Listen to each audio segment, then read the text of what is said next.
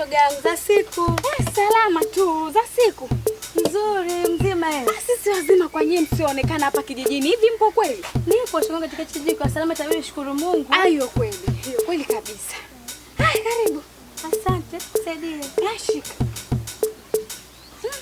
Shoga. Nipe habari zinazoendelea. Sasa hivi katika kijiji chetu kafara ni nyingi. Acha kabisa hayo. Yaani hichi kijiji pekee tu ndio kinaendelea na Mwenyezi Mungu. Hivi wewe hujiulize. Wewe sasa hivi mko kwanza unamwona hapa mtani? Simuoni katika kijiji chetu. Usiniambie. Kwani kuna asiyejua?